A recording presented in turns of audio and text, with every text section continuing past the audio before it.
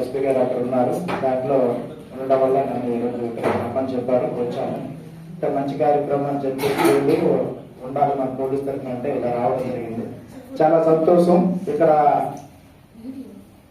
ఎవరైతే సద్గురు, నేను ఏదో పెద్ద ఆయన అనుకున్నాను, చాలా చిన్న, నాకంటే చాలా తక్కువ వయసు. ఇంత ఈ వయసులో కూడా ఇటువంటి కార్యక్రమాలు, ఇటువంటి ఆర్గనైజేషన్ కండక్ట్ చేస్తుందంటే చాలా సంతోషకరం. చేస్తున్నట్టే వివేకానంద సార్ ఏదైతే ఉన్నారో ఇప్పుడు చాలా మంది చెప్పారు, ఒక అమ్మాయి చెప్పారు, చాలా నాకు నచ్చింది. అలానే మేడం గారు కూడా వివేకానంద గారి నుంచి చెప్పారు. పిల్లల్ని చదివించడం అంటే అనే రోజులు అటువంటి ఇతను సంపాదించింది ఒక పైసా వేరే వాళ్ళకి ఇవ్వటం అనేది చాలా చాలా చాలా గొప్ప కార్యక్రమం. ఇక చదివించడం అవ్వచ్చు, లేకపోతే నిత్యావసర సరుకులు అవ్వచ్చు, లేదా బ్లడ్ డొనేషన్ అవ్వచ్చు, లేకపోతే ఇంకా అదర్ ఏవైనా అనారోగ్యం కావచ్చు, ఇటువంటి కళ చేస్తున్నారని చెప్తున్నారు. ఇప్పుడు కూడా సోదరుడు చెప్పారు, సుమారు 40 మెంబర్స్ వరకు ఇలా చదివిస్తున్నాం, చేస్తున్నాం. చాలా సంతోషకరం. అంతేకాకుండా ఇక్కడ చదువుకున్నారు ఐఐటి స్టూడెంట్స్ కూడా ఉన్నారని చెప్తున్నారు. చాలా ఐఐటి స్టూడెంట్ చదివించాలంటే చాలా కష్టం. ఎందుకంటే నాకు 2 అమ్మాయిలు ఉన్నారు, నేను చదివించాను, చాలా కష్టపడ్డాను. చదివించే కంటే ప్రైవేట్ కాలేజ్ చదివించడం అనేది కొంచెం కష్టమైనది కదా. అంతేకాకుండా గవర్నమెంట్ కాలేజీలో అంత ఫ్యాకల్టీ అంత దేనిగా చెప్పరు, ప్రైవేట్ ఫ్యాకల్టీకి అంత దేనిగా చెప్పాలనే ఉద్దేశంతో వీళ్ళు చూస్ చేసుకున్నారు. మంచి కాలేజీలో జాయిన్ చేస్తే వాళ్ళ జీవితాలు బాగుంటాయి అనే ఉద్దేశంతోనే జాయిన్ చేశారని అంటున్నారు. చాలా సంతోషకరం.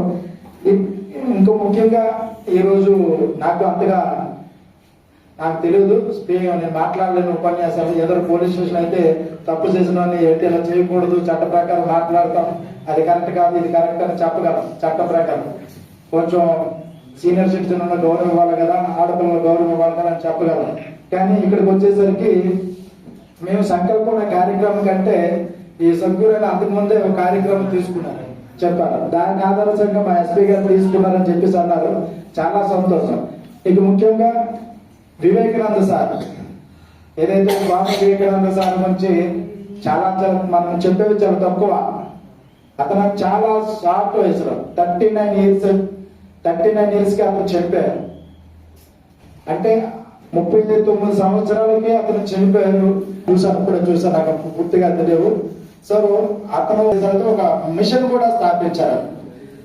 అంటే చూడండి, ఒక మేడం ఇప్పుడు చెప్పారు, వివేకానంద సారు తప్పుతాం ఎక్కువ ఈ వయసు వచ్చేసరికి చైనాడు వరకు ఒక అమ్మాయి ఎంత పడ్డమో, లేకపోతే సినిమాకి వెళ్ళవో, సినిమాకి వెళ్ళవో, లేకపోతే ఏదైనా ఏదో బీరు గీరు అంటారు, గంజాయి అంటారు, ఇటువంటి వ్యాసాలు వేసే రోజులు ఈ రోజుల్లో చెప్తారు.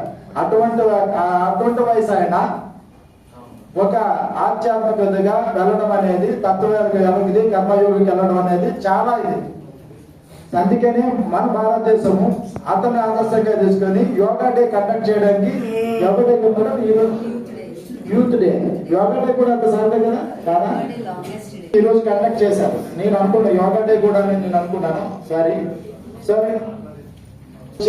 తక్కువ వయసులో అంత పెద్దగా పాపులర్ అవ్వడానికి, అంత పెద్దగా అందరూ ఆకర్షితులవడానికి కారణం ఏంటంటే ఆ వయసులో అలాగే మంచి మార్గం అంటే తల్లిదండ్రులు చెప్పేది వినాలి, గౌరవించాలి, ఉపాధ్యాయులు చెప్పేది గౌరవించాలి, సమాజం కోసం పాటుపడాలి.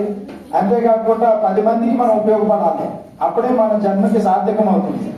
అంతేగాని మన స్వార్థం కోసం ఆలోచిస్తే వివేకానంద అంటే చికాగో సమాజంలో మేడం గారు చెప్పారు, అలానే ఒక అమ్మాయి కూడా చెప్పారు. చాలా చాలా బ్యూటిఫుల్. కొన్ని అమ్మాయి చెప్పిన నాకు కూడా కొన్ని విషయాలు తెలియదు. అటువంటి విషయాలు కూడా నేను ఇక్కడ తెలుసుకోగలిగాను ఇక్కడికి రావటం వల్ల. సో కాబట్టి వివేకానంద సార్ గురించి జీవితాన్ని మనము ఏదో మేడం గారు చెప్పినట్టు మనం వినటం కాదు, దాన్ని ఆచరించడానికి మనం ప్రయత్నం చేయాలి. మనమే కాదు, మిగతా వాళ్ళు కూడా మనం దాన్ని ఆచరించాలని మనం కూడా చెప్తూ ఉండాలి. మనం ఆచరిస్తే మంచి మార్గంలో వెళ్తాం. మన సమాజం బాగుంటుంది, మన సమాజం బాగుంటే మన దేశం బాగుంటుంది. సో దయచేసి మీరు అందరూ కూడా వివేకానంద ఆలోచన విధానాన్ని మనం అలవాటు చేసుకొని మంచి సమాజాన్ని ఏర్పాటు చేసుకొని మంచి భారతదేశాన్ని నెలకొల్పే విధంగా, అందరూ బాగుండే విధంగా, అందరూ మనందరం బాగుండే విధంగా ఉంటారని మనస్ఫూర్తిగా కోరుకుంటూ, నన్ను ఆహ్వానించిన పోలీస్ డిపార్ట్మెంట్ మమ్మల్ని ఆహ్వానించినందుకు ఈ జిఓ ఆర్గనైజేషన్ గారికి మరొకసారి ధన్యవాదాలు తెలియజేసుకుంటూ సెలవు తీసుకుంటాం. As you know, at this time, many students are trapped in the cyber crimes and the online is very important to grow. So, what suggestions will you do to protect ourselves from cyber phishing and harassments?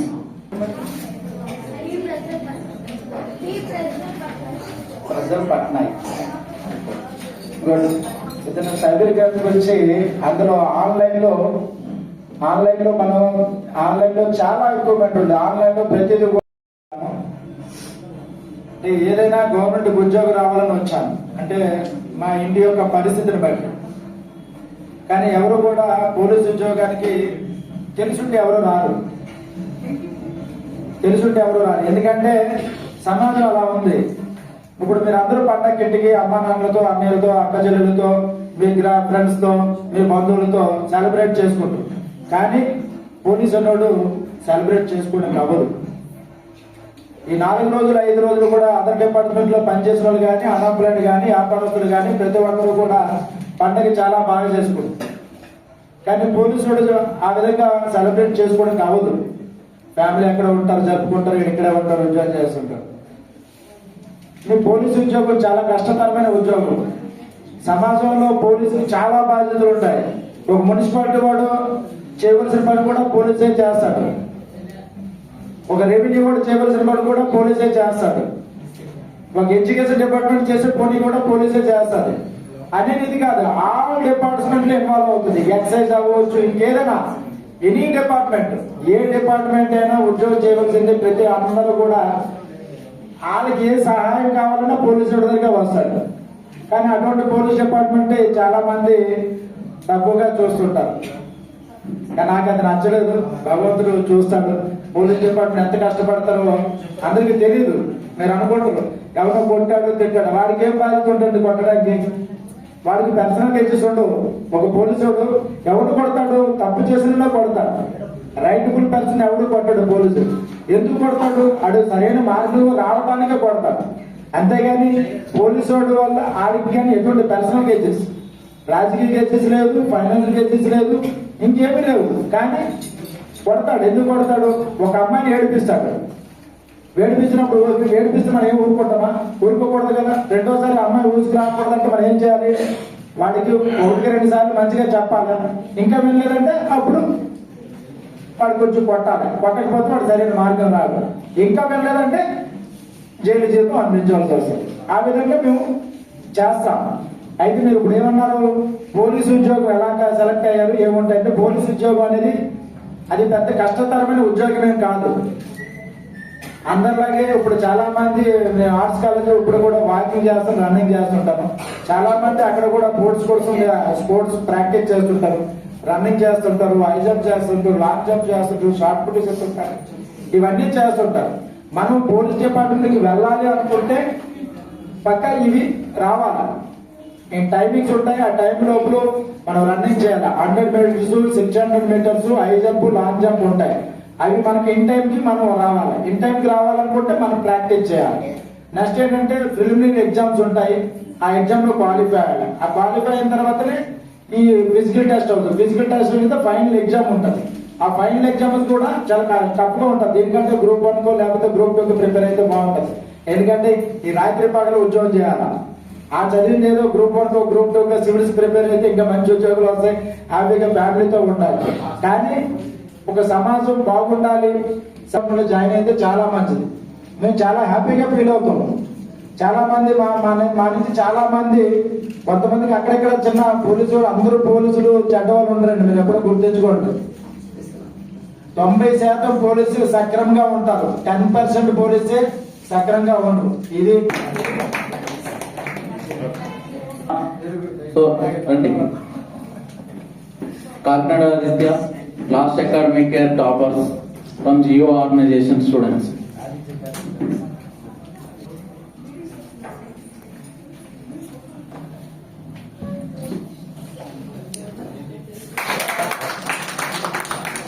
గుడ్లోకి పేరేంటి?